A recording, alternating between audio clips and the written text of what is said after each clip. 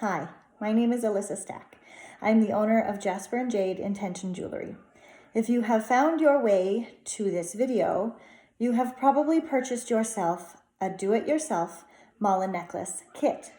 And this video will show you how to create your very own mala with the supplies that I have mailed to you. In your kit, you will find a business card with many ways to contact me if you have any questions, the information sheets with the gemstones that you chose when you purchased your kit, your stretch cording, of course needed to make your necklace, your tassel or pendant that you also chose when you purchased, already attached to your guru bead. So everything will finish up nicely with this pendant already put together for you. Seed beads and spacers. If you added on essential oils and lava stones, then they will be in your kit as well. The rest that is included are all your beads. A mala necklace has 108 gemstones to help you count your mantra 108 times. So when you are completed your pattern, your necklace should have 108 stones. If you chose a stone to go right at the base of your neck, you may end up with 109 stones. That is okay. We won't count that. We'll use it as a spacer to make things nice and even so you stay grounded right from the nape of your neck. The first thing you'll want to do is lay out all of your items in front of you. I like to use a square plate and turn it on the diagonal so that when you start to make your pattern, it ends up in the shape of a necklace. Put your pendant or tassel at the top so you can see what you're doing. Put your seed beads and spacers to the side for a moment and start spreading out your beads. If you have a nape bead, put it right at the back. And from there, you can start spreading out your beads into a pattern that you like. Of course, you can leave it random, or you can make everything symmetrical. There is no wrong way to lay out your pattern for your mala necklace. This particular necklace has lava stones for the essential oils, so I'm going to choose to put one on the left side of the tassel and one on the right side of the tassel. I will be leaving links in the description of different layouts for traditional mala necklace patterns. You don't have to follow them, but sometimes it's a helpful guide. One of them is to have 7 stones in the front of your necklace, counting your lava bead. 1, 2, 3, 4, 5, 6, 7. And here would be a good place for a spacer. My spacers in this necklace are going to be the lapis, the dark blue beads. I'm also going to be placing in the spacers from my seed beads. You can lay them right in the middle of your tray and find your spacers, which look like this. And you can place them in between random stones, in between only the front stones. This is an option we will discuss or will have discussed when you purchased your kit. I'm going to put 4 in between there. So that brings us to 10, 11, 12, 13, 14, 15, 16, 17, 18, 19, 20. 21.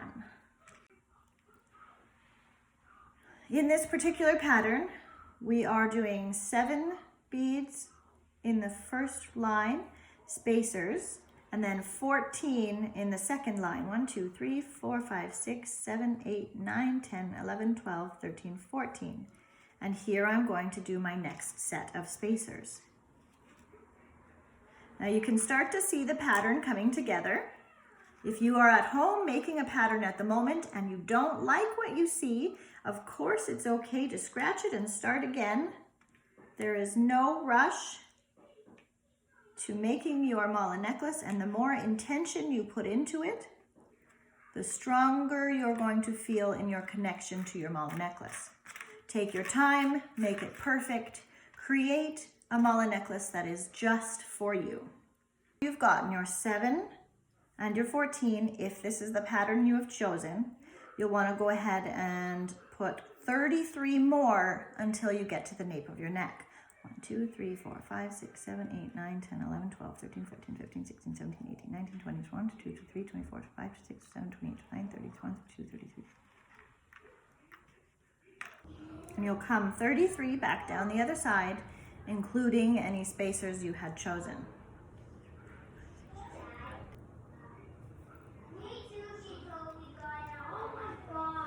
Continue on with your 14 down the other side with your spacers.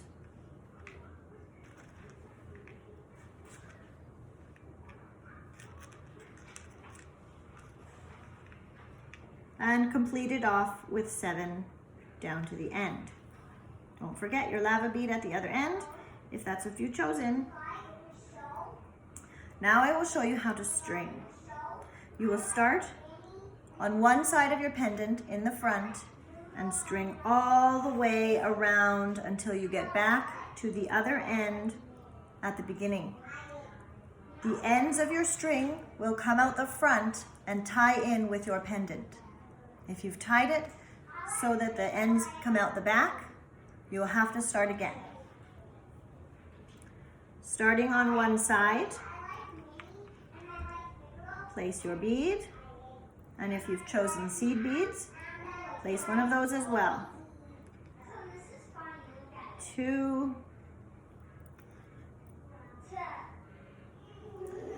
3, 4, 5. As you can see, this is a slow process.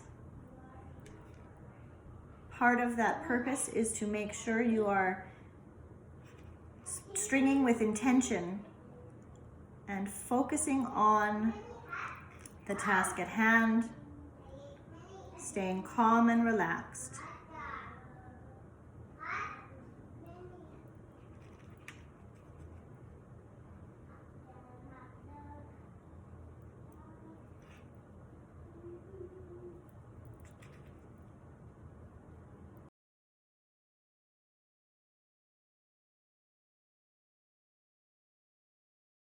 Okay, and when you have made your way to the back, which is the halfway mark, I suggest counting the half you've already strung just to make sure there aren't any errors. And if there are, now is a great time to make adjustments before you move on to the second half.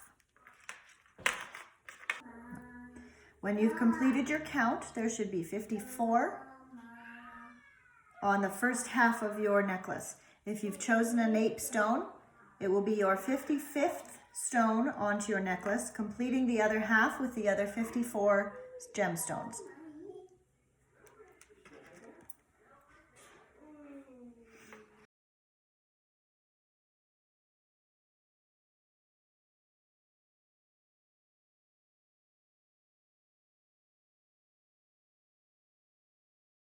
Okay, I have come back around to the other end of my mala necklace.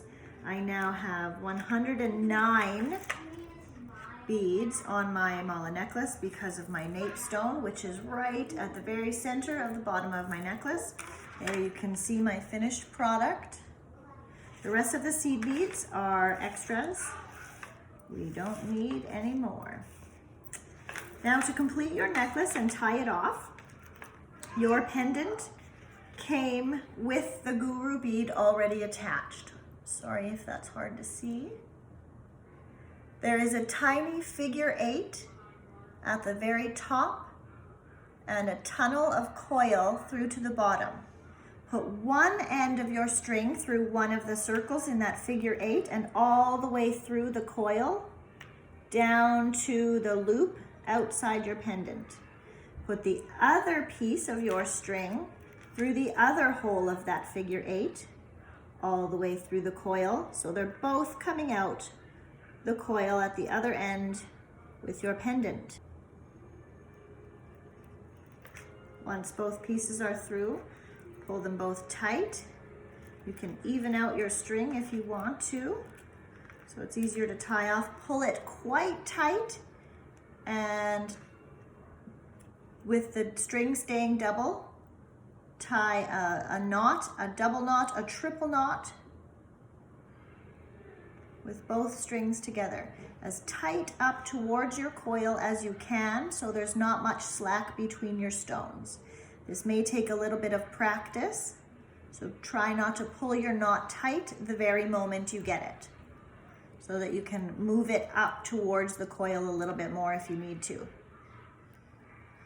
Once you've got that nice and tight, go ahead and wrap both strings around and tie a knot with both strings together, right on top of that same first knot.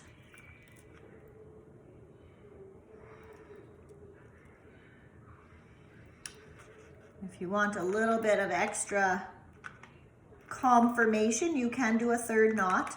What I like to do is now take both strings separately and tie 1 and 2 knots together to seal that. Really nice and solid. That figure 8 is going to hold your knot in place. You can pull gently so that your big knot crawls up inside your coil and hides all that bulkiness. Push it right up inside and take your scissors and chop both of those right close to the knot, and your mala is complete.